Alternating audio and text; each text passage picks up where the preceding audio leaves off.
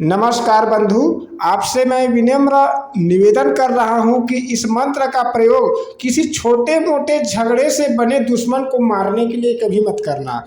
एक ऐसा दुश्मन जो हमेशा आपको प्रताड़ित कर रहा है, आपके साथ बहुत बड़ा अपराध किया है, उसके लिए इस मंत्र का प्रयोग करना। यह कोई छोटा मोटा मंत्र नहीं है, यह एक अमोघ मंत्र है जिससे निश्चित ही शत्रु का नाश निश्चित है। मंत्र को ध्यान से सुनना और नोट कर लेना।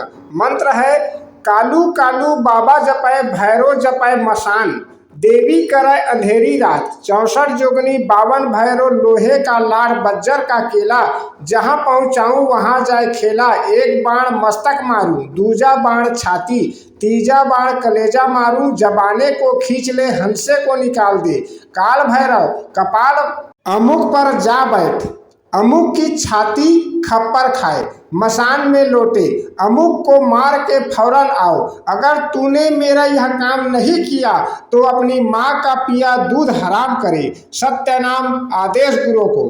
फुरो मंत्र ईश्वर उवाच, मेरे गुरु का वचन साचा, मेरे गुरु का वचन चूके तो लोना चमारी के गंदे नरक कुंड में गले सड़े।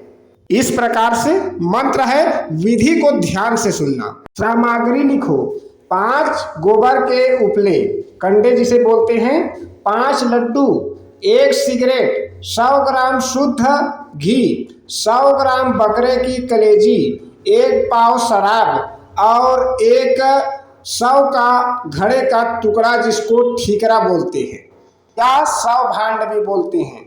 शमशान घाट में जाना, 5 गोबर के उपलों को चीता जैसा तोड़ तोड़ के एक ढेरी बना लेना, घी का दिया जला करके भैरव बाबा का पूजा करना, 108 बार मंत्र का जप करना, जप के बाद थोड़ा सा शराब और कलेजी और सिगरेट भैरव जी को शत्रुनाशक जो मंत्र मैं बतलाया हूँ उसको पढ़ते हुए अर्पित कर देना।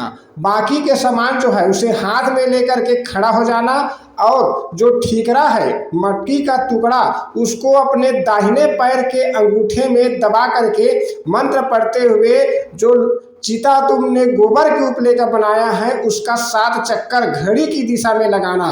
जब 7वां चक्कर पूरा हो जाएगा तो हाथ में जो सामग्री तुम पकड़ रखे हो उसे उसी चिता में अर्पित कर देना। यह प्रयोग किसी भी अमावस्या के रात में शुरू करके 7 दिनों तक लगातार करते रहना चाहिए। वैसे तो इस मंत्र का प्रभाव 3 दिन में ही असर हो जाता है, लेकिन 7 दिन तक करना चाहिए क्योंकि कभी कभी मंत्र देरी से कार्य करता है, लेकिन इससे कार्य अवश्य होता है, शत्रु का नाश अवश्य ही होगा, ये ध्यान रखना। और ये भी ध्यान रखना कि मंत्र जपते समय जहाँ पर मैंने अमुक शब्द बोला है वहाँ पर शत्रु का नाम लेना अति आवश्यक है। मंत्र स्वयं सिद्ध है, आपको सिद्ध करने की आवश्यकता नहीं है। जय गुरुदेव, जय महादेव पार्वती।